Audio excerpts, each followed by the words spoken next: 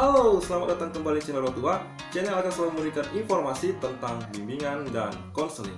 Pada video kali ini saya ingin sekali membahas tentang satu topik materi tentang ITP atau Instrumen Tugas Perkembangan atas permintaan dari Bapak Ahmad ya, yang menghubungi saya lewat Telegram karena beliau kesulitan untuk memasukkan data ITP yang sudah dibuat ya, yang sudah di entry dari Excel ke dalam aplikasi ATP tersebut ya. Nah, untuk itu kenapa tidak saya bahas saja sekaligus ya, sekalian latar belakang dari ATP dan ITP ini supaya tuntas. Nah, untuk itu pada video ini akan saya buat dua seri. Seri yang pertama itu adalah fokus pada pembahasan ITP dulu ya, ITP Inventory Tugas Perkembangannya apa. Nah, kemudian nanti di sesi kedua akan saya bahas tentang aplikasinya ya. Nah, untuk itu pada video kali ini izinkan saya untuk membahas materi ITP ini. Nah, pada materi ini akan saya buat dalam dua sesi. Yang pertama tentang ITP-nya, yang kedua tentang ATP-nya. ITP itu adalah Inventory Tugas Perkembangan, sementara ATP itu adalah analisis tugas perkembangan. Apa perbedaannya? ITP itu adalah alat untuk mengukur tugas perkembangan dari siswa-siswi kita, sedangkan ATP itu adalah aplikasi yang digunakan untuk menganalisis hasil dari angket atau inventory yang sudah kita sebar kepada siswa kita. Nah, untuk itu saksikan video ini sampai selesai. Oke?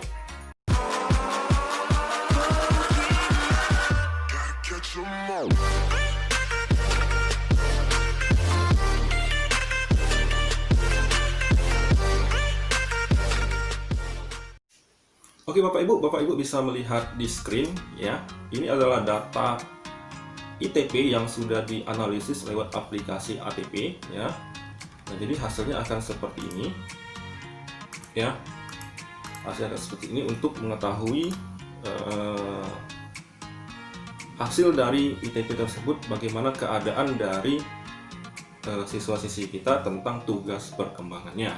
Tapi ini akan saya simpan dulu, akan saya bahas nanti di sesi kedua. Nah, untuk itu izinkan saya untuk membahas dulu apa itu ITP, Bapak Ibu ya. Dan biar tidak salah, saya akan menggunakan buku panduan dari aplikasi ITP ini. Oke. Nah, ITP itu adalah singkatan dari Inventory Tugas Perkembangan ya.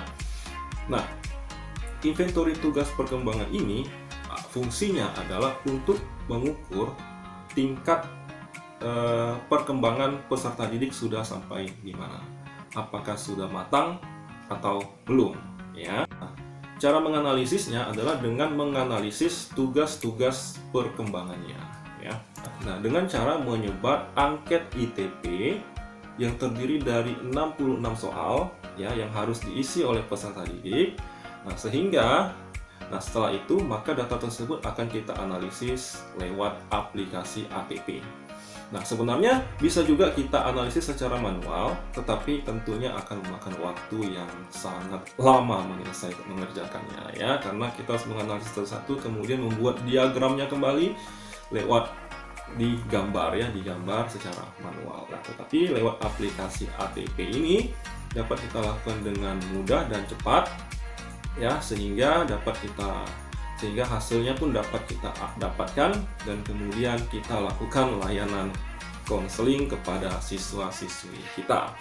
Begitu Bapak Ibu. Nah, untuk mengukur tugas-tugas perkembangan tersebut ini berdasarkan teori yang dikembangkan oleh Lowfinger menyusun tingkat perkembangan individu itu dalam 9 tingkatan. Nah, tetapi untuk tingkat yang ke-9 itu sangat jarang sekali ada individu yang mampu mencapainya. Nah, makanya dalam penyusunan ITP tingkat SMA dan SMK ini hanya disusun berdasarkan 7 tingkatan ya. Nah, jadi Bapak Ibu bisa lihat di screen ini ya. ada 7 tingkatan dari aspek tingkat perkembangan ya. Yang pertama ini ada tingkat inklusif ya, tingkat perlindungan diri ya, ada tingkat konformitas ya, konformitas. Yang keempat sadar diri, yang kelima ini saksama ya, yang keenam individualitas, dan yang ketujuh adalah otonomi ya kan. Nah, jadi ini adalah 7 tingkatan ya yang bisa dicapai oleh anak SMA ataupun SMK ya. Untuk ITP SMP itu ada ITP tersendiri, Bapak Ibu bisa dapatkan nanti ya, bisa dapatkan dengan ya, kita coba browsing ke internet ya. Karena saya adalah guru SMK, otomatis saya memiliki ITP tingkat SMK ya. Kita coba bahas dulu satu-satu apa sih tingkat perkembangan mulai dari inklusif sampai otonomi ini ya. Kita akan lihat buku panduan dari aplikasi ITP ini ya. Pada buku panduan ITP halaman 3 itu dijelaskan kalau tingkat inklusif itu adalah ciri menempatkan diri sebagai bagian yang terpisah dari orang lain ya. Pola perilaku yang berlaku menuntut dan bergantung pada lingkungan sebagai sumber ganjaran dan hukum, serta berorientasi sekarang. Nah, kalau kita garis bawahi di sini ada berorientasi sekarang ya, itu artinya orang yang masih pada tingkat inklusif ini adalah orang yang bertindak tanpa memikirkan resikonya di masa depan ya. Nah, untuk itu kita coba cari apa sih kata inklusif ini menurut Kamus Bahasa Indonesia biar jelas ya. Kita coba ya. Saya sudah siapkan di sini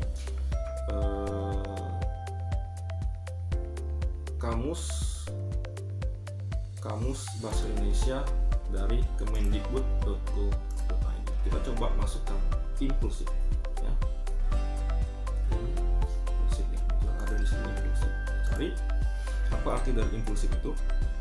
Ya, artinya adalah inklusif itu adalah bersifat cepat bertindak secara tiba-tiba menurut gerak hati. Jadi orang yang masih inklusif ini adalah bertindak secara tiba-tiba menurut gerak hati. Artinya keadaannya dalam apa yang ada di pikirannya, apa yang ada di hatinya itu yang akan dilakukannya tanpa memikirkan resiko yang akan terjadi ke depannya ya.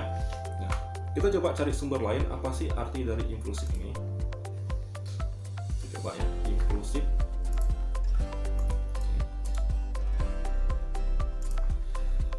Jadi saya mencoba untuk mencari sumber lain dari apa sih kata inklusif ini ya. Kita lihat dari sehatku.com. Apa itu inklusif menurut dia?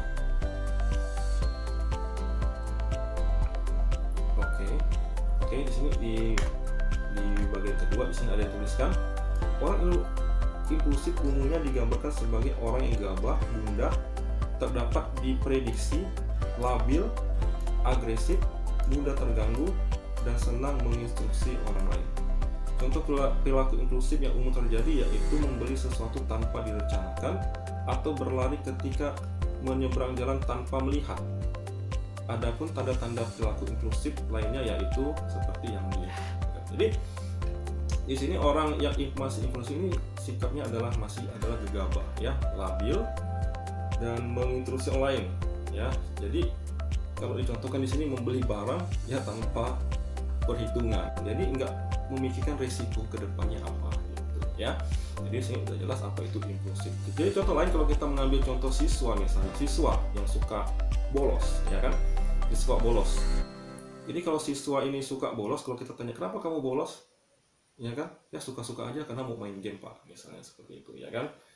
Nah, tapi nggak ada alasan yang masuk akal yang mengizinkan dia untuk bolos. Jadi dia hanya berpikir untuk hari ini, ya nggak berpikir untuk resiko kedepannya. Itu adalah orang yang inklusif. Dan ini ya butuh bantuan konselor untuk mengatasi permasalahan ini ya, impulsif. Oke, yang kedua adalah tingkat perlindungan diri. Nah, tingkat pelindungan diri saya tandai di sini, saya garis hitam ya, tingkat pelindungan diri ya. Apa yang tingkat pelindungan diri? Nah, tingkat pelindungan diri ini adalah tingkat di mana seseorang selalu menyalahkan orang lain akan kesalahan yang ia perbuat ya. Sebagai contoh ya, siswa di sekolah itu kan biasanya banyak yang sering datang terlambat ke sekolah ya. Dan saya sering bertanya kepada mereka, dan ada dari beberapa mereka yang menjawab seperti ini. Saya tanya begini, kenapa kamu terlambat datang ke sekolah? Mereka menjawab, itu karena mama saya terlambat membangunkan saya, tidak bangunkan saya. Jadi kalau dia terlambat itu, kalau mamanya nggak bangunkan dia, maka dia akan terlambat untuk datang ke sekolah. Nah, ini adalah bentuk menyalahkan orang lain atas kesalahan yang ia buat ya. Padahal kalau dia bangun, dia tidur lebih awal ya, tentunya dia nggak akan terlambat datang ke sekolah. Tapi dia lebih memilih menyalahkan orang lain akan kesalahan yang ia lakukan. Nah, ini sesuai dengan di buku panduan ini ya. Di buku panduan ini, kalau orang yang perlindungan diri ini adalah cenderung menyalahkan dan mencela orang lain dan lingkungan ya. Jadi orang ini selalu mau menyalahkan orang lain akan kesalahan yang dia lakukan. Nah, pasti juga Bapak Ibu sebagai guru BK sering menemukan siswa-siswi yang seperti ini ya. Kalau dia terlambat datang ke sekolah, yang disalahkan justru orang tuanya karena tidak membangunkan diri. Oke, itu yang kedua ya. Sekarang kita lanjut ke yang ketiga ya. Yang ketiga. Pada tingkat yang ketiga ini itu adalah tingkat konformistik ya, konformistik. Apa ini konformistik? Konformistik ya. Tingkat konformistik ini adalah cirinya adalah peduli terhadap penampilan diri dan penerimaan sosial ya. Jadi orang ini takut sekali kalau tidak diterima di lingkungan sosialnya ya. Kemudian cenderung berpikir stereotip, yaitu berpikir negatif terhadap perilaku kelompok lain ya. Jadi selalu berpikir negatif pada kelompok lain.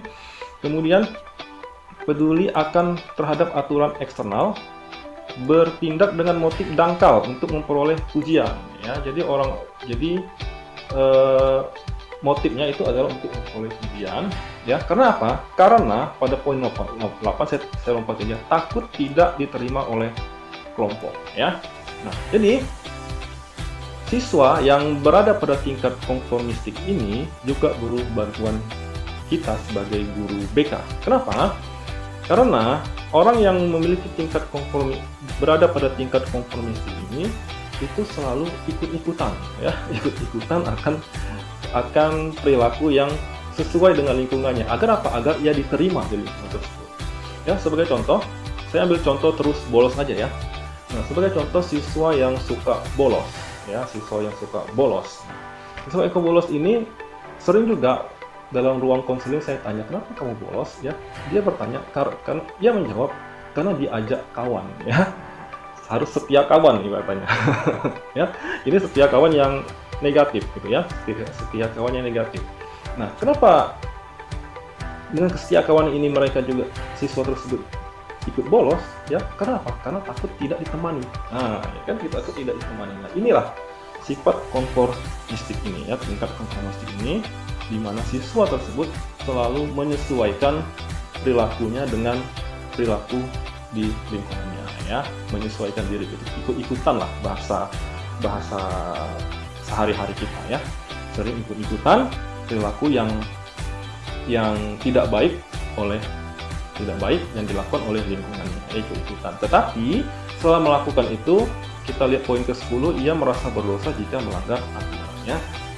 Oke, kemudian pada tingkat selanjutnya, yaitu tingkat 4, itu adalah tingkat sadar diri ya. Jadi ini kalau menurut saya, kalau dalam seperti pelajaran ini udah masuk KKM lah ya, udah tuntas sesuai dengan KKM gitu ya.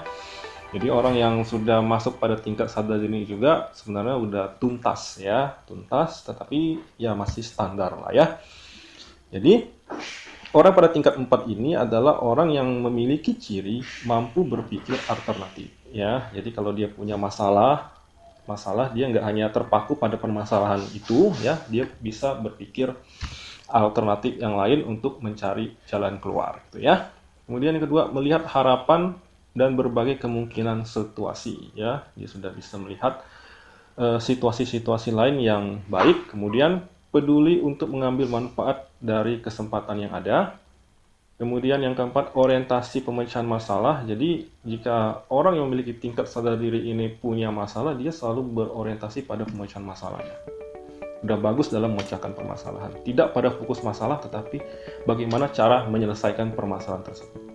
Yang kelima, memiliki cara hidup serta penyesuaian terhadap situasi peran, ya. Jadi orang yang memiliki sendiri sudah sesuai dengan norma yang ada, perilaku yang ada. Misalnya kalau siswa, ya, nggak bolos lagi, ya, selalu ada di kelas, mendengarkan guru dengan mengajar, ya, berperilaku sesuai dengan baik, gitu ya.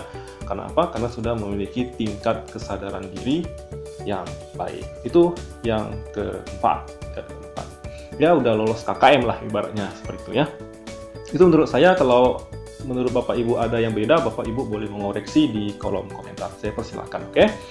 Yang tahap kelima kemudian itu adalah tahap seksama, ya, dengan ciri oke, saya kasih bertindak atas dasar internal, ya. Jadi nggak seperti tingkat 3 tadi masih konformistik yang ikut-ikutan, tapi kalau orang yang sudah masuk seksama ini bertindak secara internal, ya. Apa yang dilakukan adalah sesuai dengan diri dia sendiri, ya. Kemudian kedua, mampu melihat diri sebagai pembuat pilihan dan pelaku tindakan. Nah, seperti yang saya bilang tadi, bukan ikut-ikutan, tetapi diri dia sendiri yang menentukan sikap, ya. Kalau misalnya siswa tadi suka bolos, dia nggak mau bolos, ya, karena dia tahu sikap bolos itu tidak baik, makanya dia mau tetap belajar, ya. Kalaupun dia harus tidak sekolah, tentu ada alasan yang lain seperti sakit atau hal-hal mendesak yang lainnya, ya. Kemudian yang ketiga, mampu melihat keberagaman emosi-emotif persepsi diri. Keempat, peduli akan hubungan mutualistik, memiliki tujuan jangka panjang, cenderung melihat peristiwa dalam konteks sosial, berpikir lebih kompleks atas dasar analisis, ya. Jadi orang yang sudah siswa yang sudah masuk tahap ini, tahap seksama ini sudah setingkat lebih maju dari tingkat sadar diri tadi. Oke, Bapak Ibu. Nah, kemudian tingkat berikutnya itu adalah tingkat yang keenam, adalah tingkat individualistik, ya. Dengan ciri yang kedua, saya lompati aja, kesadaran diri akan konflik emosional dan kemandirian dengan ketergantungan. Jadi tidak ketergantungan orang lain lagi, ya. Menjadi lebih toleran terhadap diri sendiri dan orang lain. Dan yang terakhir, peduli akan perkembangan dan masalah sosial, ya. Nah, ini siswa-siswi yang seperti ini, ya, tinggal kita arahkan saja, ya. Maka ia akan berkembang dengan sangat optimal, ya. Apalagi kalau dia sudah sampai tahap otonomi, ya, benar-benar mandiri dan memiliki pandangan hidup sebagai suatu keseluruhan. Wow, dan yang terakhir, kita lompati mampu mengekspresikan perasaan dengan penuh keyakinan dan keceriaan. Nah, Bapak Ibu, kenapa saya lompati saja dari tahap 5 sampai tahap 6 ini? Karena jika berdasarkan hasil ITP, ya, kita melihat siswa-siswi kita, kalau sudah masuk dalam tahap 5 dan tahap 6 ini, tinggal kita dorong saja siswa-siswi itu, ya. Yang perlu kita fokuskan, yang perlu dapat perhatian kita itu adalah siswa dan siswi yang masuk pada tingkat 1, 2, dan 3 ini.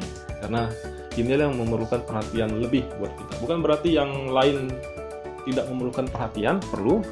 Tetapi kita lebih fokus pada yang memiliki tugas perkembangan yang masih perlu dikejar, ya. 1, 2, dan 3 tadi. 4 juga perlu, ya, supaya ia bisa naik ke tahap 5. Oke, Bapak Ibu. Nah, jadi itu adalah ITP, ya, tugas perkembangan tadi memiliki tingkat perkembangan yang perlu kita ketahui dan perlu kita pahami. Sehingga apa? Sehingga nanti saat kita melakukan asesmen menggunakan AKPD ini, kita tahu target apa yang ingin kita capai dari tugas perkembangan peserta didik kita. Sehingga dari hasil analisis yang akan kita lakukan lewat aplikasi analisis tadi, mampu membaca siapa-siapa siswa yang memerlukan perhatian lebih buat kita ya. Nah, jadi sesuai dengan kebutuhan